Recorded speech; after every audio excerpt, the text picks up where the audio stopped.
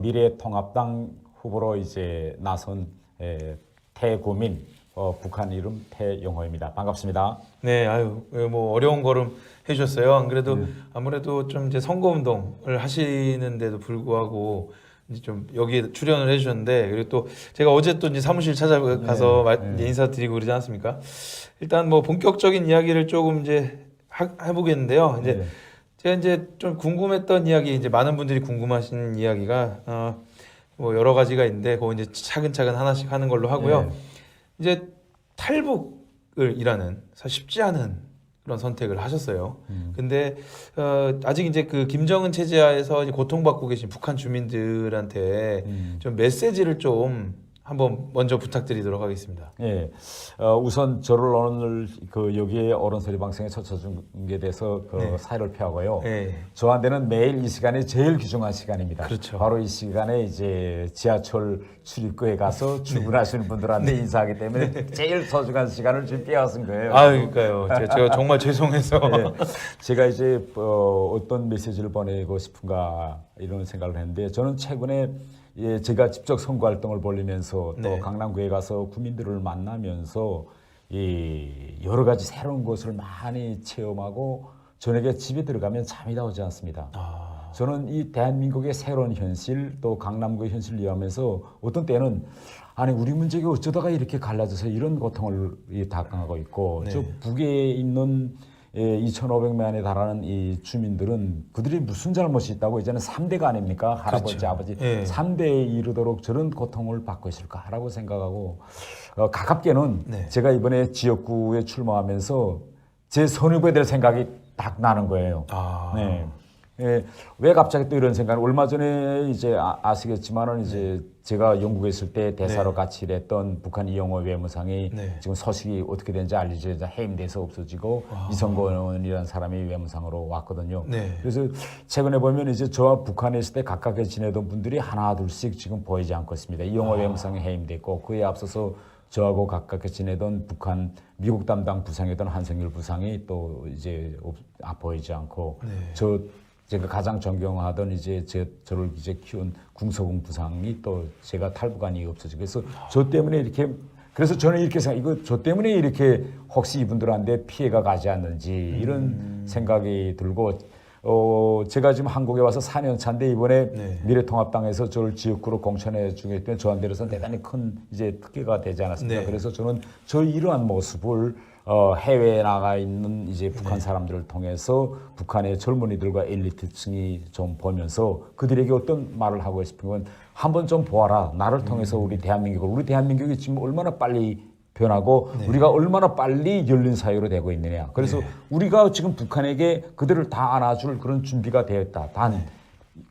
이제부터라도 북한의 엘리트층과 청년들이 바로 그들의 운명을 개척해야 할 그런 힘과 또 능력은 그들한테 있다는 걸 말씀드리고, 우리 대한민국은 그들과 함께 가려는 그런 준비가 다 되어 있다는 것을 그들에게 거듭 이야기 드리고 싶습니다. 네, 그러니까요. 일단 이 3대 세습이라는 말도 안 되는 이 세습 체제가 빨리 무너져야 된다라는 거는 뭐 누구나 다 공감하실 거고, 그래야지만이 어떻게 보면 이 고통받는 북한 주민들이 고통에서 해방될 수 있지 않나, 이렇게 좀 생각을 합니다. 이제 사실 북한도 이 3대 세습이 없어지고 개혁 개방을 해서 정상 국가로서 좀 발돋움을 해야 되지 않겠습니까? 그렇게만 된다면 북한도 엄청난 발전 잠재력을 가지고 있습니다. 그래서 이제 남과 북이 자유롭게 려양하고, 북한 사람들도 다른 정상 국가 이제 사람들처럼 국가가 정상대로 운영된다면 그들도 폭발적으로 발전할 수 있는 이런 능력을 가지고 있는데, 그런 능력을 발휘하지 못하고 북한이란 그 사회에 딱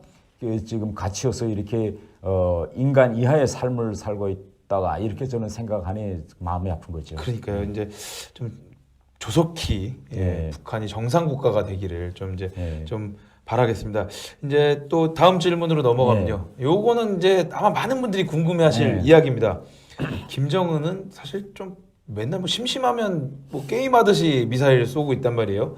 최근에도 뭐 김여정이 막말을 하고 뭐 또 그리고 또 뭐 친서를 보내는데 갑자기 또 그리고 나서 미사일도 쏘고, 도대체 이게 뭐 하자는 건지 모르겠어요. 많은 분들이 혼란스럽고, 거기다가 이제 뭐 북한에 대해서 뭐 많은 이야기를 했던 정치 평론가들도 사실 이게 너무 오락가락하니까 뭐라고 제대로 이제 딱히 어떤 이유다 이렇게 말을 못 하고 있어요. 근데 어떻게 보면 이 북한 내부 그리고 엘리트 계층의 이 심리를 잘 알고 계신 후보님께서 보실 때는 이게 왜 그런 건지 좀 한번 말씀을 좀 부탁드리겠습니다. 네, 우선 이건 대단히 이게 많은 이야기를 할 수 있는데 네. 제가 간단히 세 가지 이제 점에 대해서 말씀드리겠습니다. 우선 김정은과 김정은 정권은 이 자유민주 시스템의 작동 원리를 아직도 깊이 파악하지 못하고 있습니다. 그렇기 때문에 북한 같은 경우는 김정은만 결심하면 다 됩니다.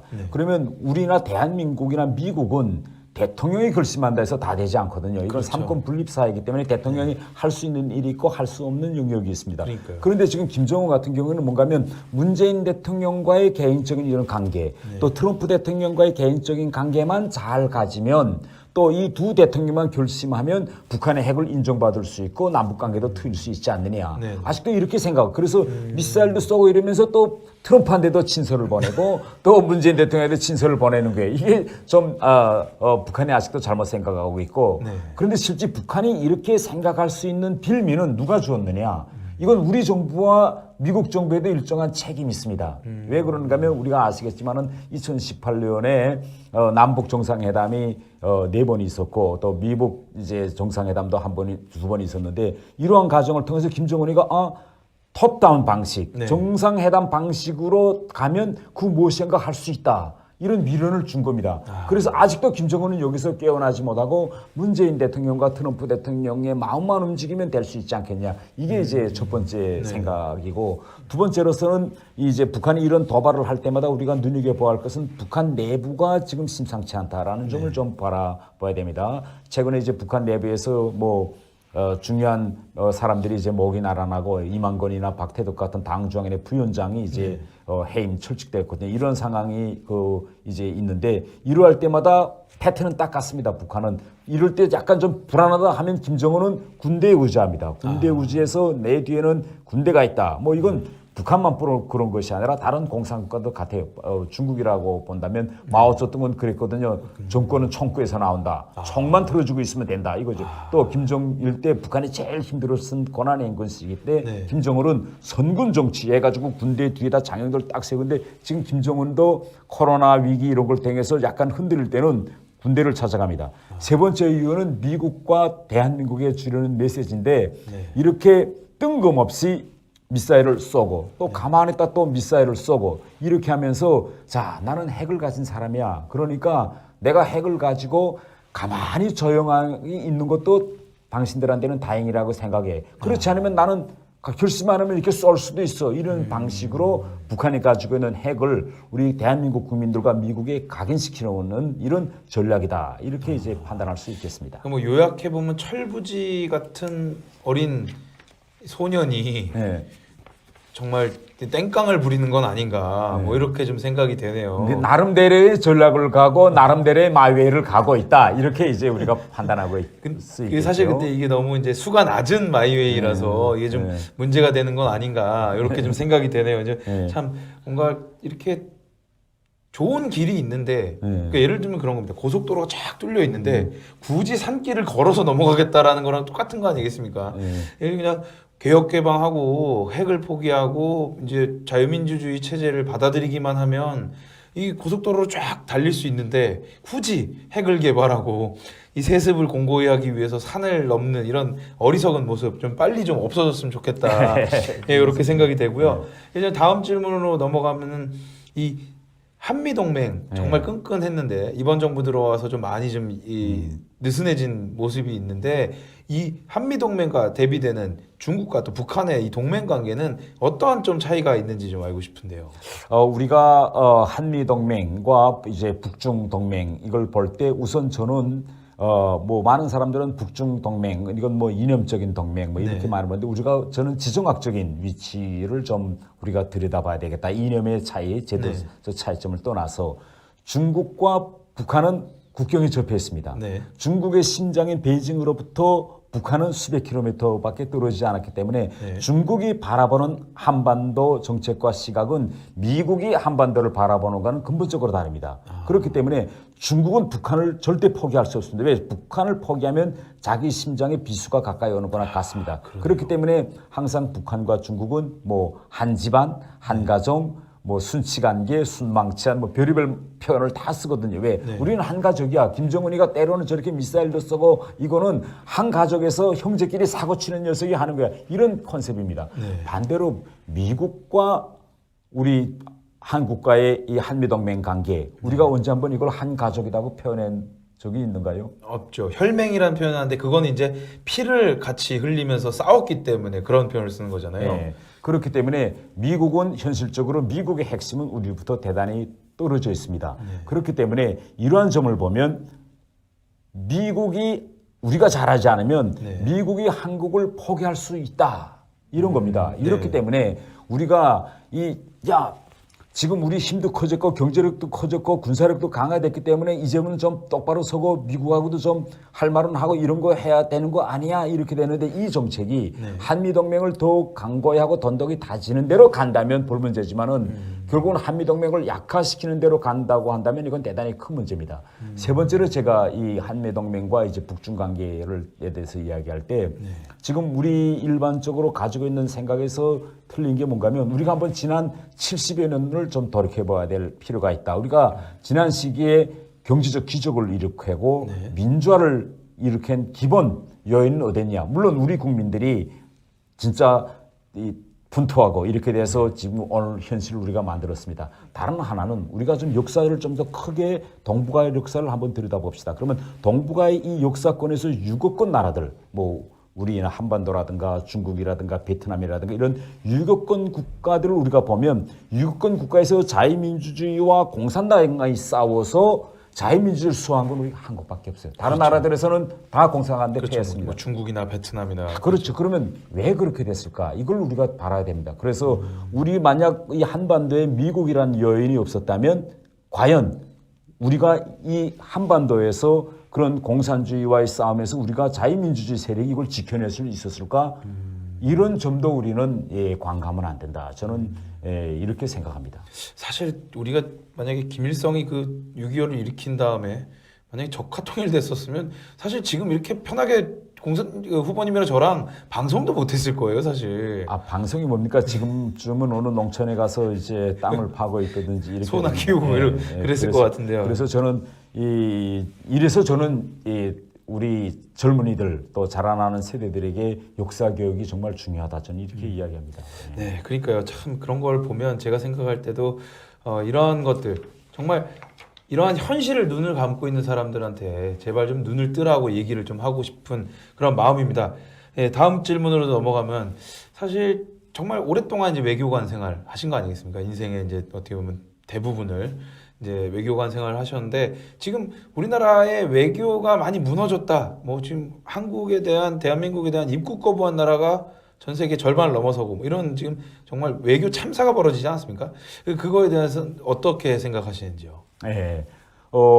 저는 평시에 이제 북한에서 외교관으로서 30년 이상 살면서요. 네. 한국 외교관들과 평시에 많이 조화했습니다. 네. 그래서 평시에 저는 한국 외교관들을 좋아하면서 한국 외교관들이 가지고 있는 그 역량을 대단히 높이 평가하고 있고 한국에 와서도 지금 서울에 와서도 제가 외교관 생활하고 할 때 알고 지내던 이전 한국 외교관들과 아직도 서주도 하면서 건덕에 하면데 외교라는 건 이렇습니다. 외교관이라는 거는 역사적으로 인류 전 역사 기간에 외교관으로서의 그들만의 그 영역이 있습니다. 왜? 외교관은 건 이거 우리가 항상 그렇지 않습니까?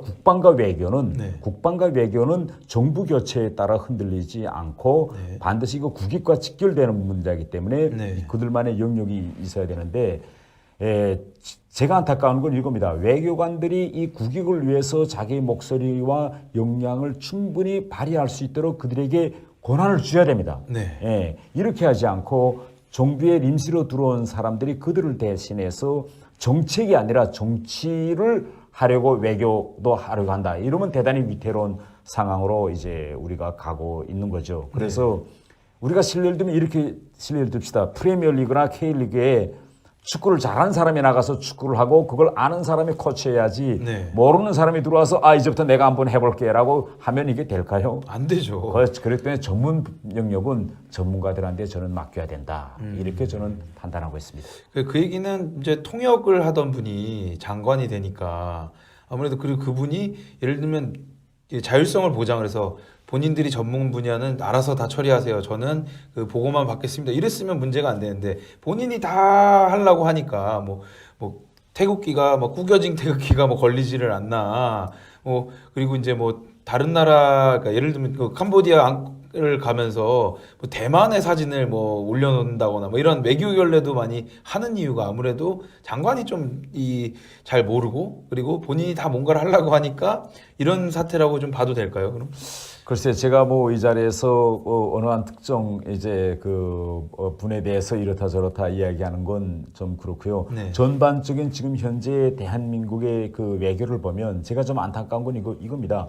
뭐 정부가 이제 바뀌면 예를 들면 미국과 또 일본과의 관계는 소원해지고 중국과 러시아의 관계는 또 좋아지다가 또 다른 정부가 들어오면 중국과의 러시아 관계는 좀 긴장해지고 미국과 일본과의 관계. 그러니까 이게 외교라는 건 국익을 위해서 오직 국가를 위해서 존재하고 복무해야 됩니다. 네. 이것이 그 어떤 정치 세력이나 또 일부 사람들의 이념에 맞게 외교가 계속 흔들린다면 그건 대단히 큰 문제다. 저는 이렇게 판단하고 있습니다. 참 외교 전문가가 외교부 장관이 돼서 사실 이런 사태가 벌어져도 다른 나라에서 오히려 도움을 주는 이런 외교가 돼야 되는데 오히려 이제 무시당하고 그리고 우리나라를 배제하는 이런 상황이 있는 게 좀 되게 마음이 좀 아프고 아마 후보님도 똑같은 마음이실 것 같아요. 네. 마음이 아프다 이렇게 얘기를 하고 네.